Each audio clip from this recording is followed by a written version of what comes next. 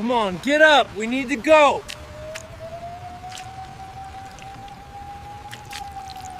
Assalamualaikum warahmatullahi wabarakatuh. Bayangkan, ketika malam sudah larut dan jalanan begitu sepi, tiba-tiba kita menemukan seorang gadis muda tergeletak di pinggir jalan, tubuhnya penuh luka, wajahnya pucat, dan nyaris tak bernyawa. Apa yang akan kita lakukan? Mungkin sebagian orang akan takut, sebagian lagi memilih pergi. Tapi malam itu, keputusan kecil untuk menolong justru membuka pintu takdir besar yang tak pernah kuduga sebelumnya. Sahabat semuanya, sebelum kita mulai cerita ini, mari tuliskan di komentar, dari mana saja sahabat menonton cerita ini. Semoga yang subscribe channel Pojok Hikmah. Kami doakan semoga dimudahkan segala urusannya, dilapangkan rezekinya, disehatkan badannya, dan dikabulkan segala hajat dunia akhirat oleh Allah Subhanahu wa Ta'ala. Amin ya Rabbal Alamin. Sekarang mari kita mulai ceritanya. Malam itu jalanan sepi. Lampu jalan berkelip redup, sebagian bahkan mati. Aku baru saja pulang lembur dari kantor. Jam di pergelangan tangan menunjukkan pukul 11 malam lewat. Suasana lengang membuat langkahku terasa lebih berat. Motor tua yang kunaiki melaju pelan, menembus jalan aspal yang mulai retak di beberapa bagian. Tiba-tiba, dari kejauhan, aku melihat sesuatu tergeletak di pinggir jalan. Awalnya, kupikir itu hanya karung atau barang jatuh. Namun ketika aku semakin mendekat, dadaku langsung berdegup kencang. Itu tubuh seorang gadis. Aku buru-buru menghentikan motor. Gadis itu terbaring miring, rambut hitam panjangnya menutupi sebagian wajahnya. Seragam sekolah yang dikenakannya sudah kotor, penuh debu, rok abu-abu tampak kusut, dan ada bercak darah di lengan kirinya. Aku langsung panik. Ya Allah. Adik ini kenapa? Tanyaku refleks sambil berjongkok. Aku coba mengguncang. Bahunya pelan. Ia mengerang lemah, tapi matanya tak sepenuhnya terbuka. Nafasnya terengah, seperti habis berlari jauh. Aku tak tahu harus berbuat apa. Tapi satu hal yang pasti, aku tak bisa meninggalkannya begitu saja. Dengan hati-hati, aku mengangkat tubuhnya. Ia terasa begitu ringan, tapi dingin. Aku membaringkannya di jok belakang motorku. Bertahan ya, Dik. Aku antar ke rumah sakit. Ucapku sambil berusaha menenangkan diriku sendiri. Perjalanan terasa seperti menembus waktu. Aku melaju secepat mungkin. Di setiap lampu merah aku hanya bisa berdoa agar tak terlambat. Sesekali ku dengar gadis itu merintih lirih. Sesampainya di IGD rumah sakit terdekat, aku langsung berteriak memanggil perawat. Tolong, ada yang pingsan di jalan. Beberapa orang tenaga medis segera berlari menghampiri. Mereka membawanya masuk ke ruang gawat darurat, sementara aku hanya bisa berdiri kaku di depan pintu. Nafasku masih memburu, tanganku gemetar, keringat dingin membasahi pelipis. Tak lama kemudian, seorang dokter keluar. "Kamu yang menemukannya?" tanyanya. Aku mengangguk. "Iya dok, saya temukan di jalan, sendirian. Sepertinya habis kecelakaan, atau entah." Dokter itu hanya mengangguk singkat lalu masuk kembali. Aku terduduk di kursi ruang tunggu. Dalam hati, pertanyaan demi pertanyaan muncul. Siapa gadis itu? Kenapa bisa tergeletak sendirian di jalan tengah malam?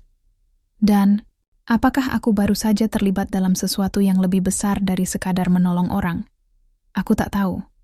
Yang jelas, malam itu aku tak bisa pulang. Aku menunggu hingga fajar mulai menyingsing. Tapi tepat saat aku hendak berdiri untuk membeli minum, suara perawat memanggil namaku. "Mas, pasien yang Mas antar semalam, dia sudah sadar.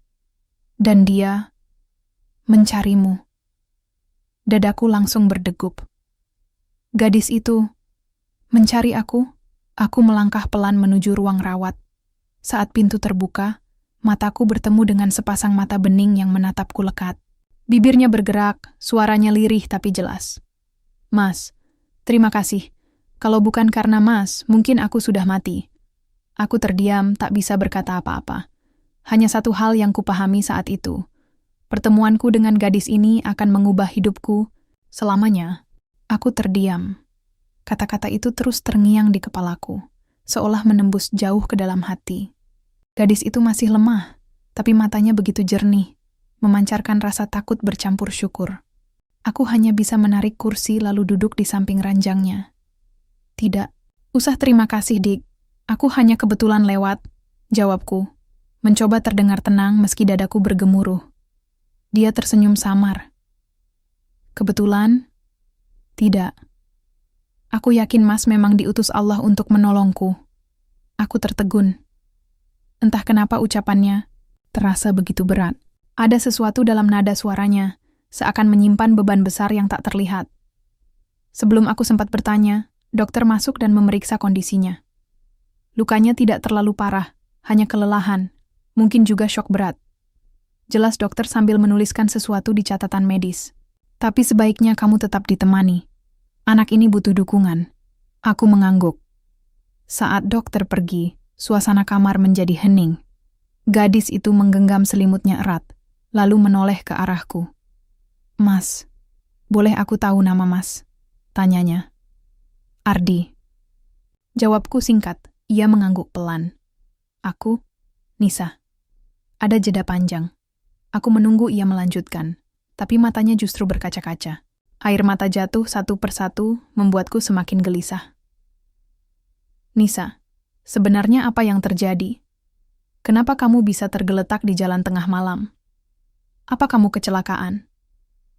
Tanyaku hati-hati. Namun Nisa menggigit bibirnya, lalu menggeleng cepat. Tangannya bergetar saat ia meraih tanganku. Mas Ardi, tolong aku. Jangan biarkan mereka menemukanku. Aku terkejut. Mereka? Siapa yang kamu maksud? Nisa menoleh ke jendela, seakan takut ada yang mengintai. Nafasnya memburu, wajahnya pucat kembali. Aku tidak bisa cerita sekarang. Tapi percayalah, nyawaku dalam bahaya. Jantungku berdetak semakin kencang. Rasa penasaran bercampur kecemasan membuatku sulit bernapas. Aku baru saja menolong seorang gadis, yang bahkan aku tidak tahu asal-usulnya. Dan sekarang ia bilang dirinya sedang diburu seseorang. Belum sempat aku bertanya lebih jauh, suara gaduh terdengar dari luar kamar. Pintu mendadak diketuk keras. Tok, tok, tok. Perawat, di mana pasien yang baru masuk semalam? Cepat beritahu. Kami. Suara seorang pria terdengar kasar, penuh amarah. Nisa langsung pucat pasi. Tangannya mencengkram lenganku semakin kuat. Matanya melebar, penuh ketakutan. Mas Ardi, jangan biarkan mereka masuk. Tolong, sembunyikan aku. Aku tercekat. Dadaku bergemuruh tak karuan. Suara langkah kaki mendekat semakin jelas. Aku tahu dalam hitungan detik pintu itu bisa saja didobrak. Dan aku hanya punya dua pilihan. Menyerahkan Nisa kepada orang-orang misterius itu. Atau melindunginya dengan segala risiko yang mungkin menunggu. Tanpa berpikir panjang, aku berdiri cepat. Nisa, ayo ikut aku. Bisikku terburu-buru. Aku menarik selimut untuk menutupi wajahnya, lalu membantunya bangkit. Gadis itu masih lemah. Tapi ketakutannya memberinya kekuatan untuk berdiri. Pintu diketuk lagi, kali ini lebih keras. Cepat buka, kami tahu dia ada di sini. Suara kasar itu membuat bulu kuduku merinding. Aku segera membuka pintu belakang ruang rawat, jalan kecil yang biasanya digunakan perawat untuk mengantar makanan. Dengan hati-hati, aku memapah Nisa melewati lorong sempit itu. Nafasku berpacu dengan langkah kaki yang semakin dekat dari arah depan. Begitu kami sampai di tangga darurat, aku bisa mendengar suara pintu kamar didobrak. Dia tidak ada. Cari di setiap ruangan, teriak seorang pria. Aku dan Nisa saling pandang. Matanya basah, wajahnya pucat, tapi ia berusaha menahan tangis. Mas Ardi, aku takut. Bisiknya lirih. Kuat sedikit, Nisa. Aku tidak akan biarkan mereka menyentuhmu, jawabku tegas. Meski sebenarnya kakiku sendiri gemetar. Kami menuruni tangga darurat. Suara sepatu beradu dengan besi tangga terdengar nyaring. Aku mencoba secepat mungkin, tapi Nisa beberapa kali hampir terjatuh. Begitu sampai di lantai bawah, Aku membuka pintu darurat dan keluar ke area parkir belakang rumah sakit. Malam masih pekat, udara dingin menusuk. Motor tuaku terparkir tak jauh dari sana. Naik, perintahku singkat. Nisa menurut, meski wajahnya masih ketakutan. Aku menyalakan motor dengan sekali hentakan. Suara mesin meraung, lalu kami melesat meninggalkan rumah sakit. Namun di kaca spion, aku melihat 2 mobil hitam berhenti mendadak di depan pintu keluar. Beberapa pria berbadan besar turun dengan tergesa. Mereka menoleh ke segala arah, seakan mencari sesuatu atau seseorang. Aku menelan ludah. Mereka bukan orang biasa, Nisa. Siapa sebenarnya mereka? Nisa hanya diam, matanya menerawang jauh, seolah menyimpan rahasia yang terlalu besar untuk diucapkan. Ia hanya berbisik, hampir tak terdengar. Mereka, orang-orang yang seharusnya aku hindari seumur hidupku. Jawabannya membuat bulu kuduku berdiri. Motor terus melaju menembus jalanan kota yang sepi. Namun entah kenapa, aku merasa kami tidak sedang melarikan diri, melainkan justru menuju sesuatu yang lebih berbahaya. Karena di balik semua ketakutan Nisa, aku merasakan satu hal. Ada misteri besar yang belum terungkap, dan aku kini sudah terjebak di dalamnya. Motor tuaku terus melaju membelah jalanan sepi, tapi pikiranku dipenuhi tanda tanya. Siapa pria-pria itu? Kenapa mereka mengejar Nisa dengan begitu nekat? Dan apa yang sebenarnya disembunyikan gadis ini? Sesekali aku menoleh ke belakang. Nisa memeluk erat punggungku, tubuhnya bergetar hebat. Nafasnya masih memburu, seakan setiap detik adalah ancaman bagi hidupnya. Akhirnya, aku memutuskan berhenti di sebuah gang kecil, cukup jauh dari rumah sakit. Aku mematikan mesin motor dan menoleh padanya. Nisa, aku butuh jawaban sekarang. Kalau aku terus ikut melindungimu tanpa tahu apa-apa, aku bisa saja ikut celaka. Nisa menunduk lama. Air matanya jatuh tanpa suara. Lalu dengan suara bergetar ia berkata, "Mas Ardi, aku bukan gadis biasa. Mereka yang mengejarku adalah orang-orang yang selama ini memanfaatkan keluargaku." Aku mengernyit. "Maksudmu?" Dengan tangan gemetar, Nisa merogoh saku seragamnya. Dari situ ia mengeluarkan sebuah flash disk kecil berwarna hitam. Ia menggenggamnya erat, lalu menunjukkannya padaku. "Ini yang mereka cari." Aku berhasil menyimpannya sebelum mereka menyadari. Di dalamnya ada bukti kejahatan besar yang melibatkan orang-orang berkuasa. Kalau sampai mereka mendapatkannya kembali, nyawaku pasti melayang. Aku tercekat. Jadi semua ini bukan sekadar pelarian? Nisa ternyata membawa sesuatu yang bisa mengguncang orang-orang berpengaruh. "Tapi kenapa kamu bisa sampai pingsan di jalan semalam?" tanyaku. Nisa menarik nafas dalam. "Aku dikejar sejak sore. Mereka hampir berhasil menangkapku. Aku berlari tanpa arah sampai akhirnya tubuhku tidak kuat lagi. Andai saja Mas Ardi tidak datang malam itu, mungkin aku sudah..." Suaranya tercekat. Tak sanggup melanjutkan. Aku menutup wajah dengan kedua tangan. Semua ini terasa seperti mimpi buruk. Aku hanyalah karyawan biasa yang pulang lembur, tapi kini terjebak dalam permainan berbahaya yang melibatkan nyawa. Tiba-tiba, suara deru mesin mobil terdengar mendekat dari ujung gang. Lampu sorot menyapu tembok, menyilaukan mata kami. Nisa spontan menggenggam lenganku. "Mereka menemukanku lagi. Mas, kita harus pergi." Aku segera menyalakan motor lagi, kali ini tanpa banyak bicara. Adrenalin memacu darahku. Dari kaca spion, terlihat mobil hitam itu mulai masuk ke gang, mengejar dengan kecepatan tinggi. Nisa berteriak panik. "Mereka tidak akan berhenti sebelum mendapatkanku, Mas. Tapi kalau aku terus bersamamu, mereka juga akan membahayakanmu." Aku menggertakkan gigi. "Kalau begitu kita harus cari cara melawan. Aku tidak akan tinggal diam melihatmu diburu seperti ini." Namun tepat saat aku hendak memutar setang motor untuk keluar dari gang, sebuah suara letusan keras terdengar. Dor, peluru, menancap ke dinding tepat di samping kepalaku. Debu berhamburan. Aku dan Nisa sama-sama terdiam. Dadaku berdegup tak karuan. Itu bukan lagi sekadar pengejaran. Ini sudah berubah menjadi perburuan hidup dan mati. Aku memacu motor sekencang mungkin, meninggalkan gang sempit itu. Suara mesin meraung keras, di belakang terdengar mobil hitam melaju kencang memburu kami.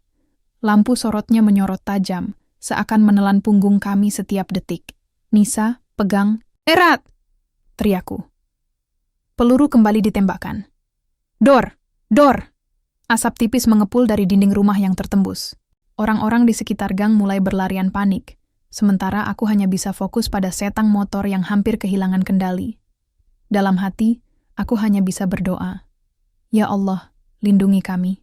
Setelah menempuh jalan berliku, aku akhirnya berhasil keluar ke jalan raya.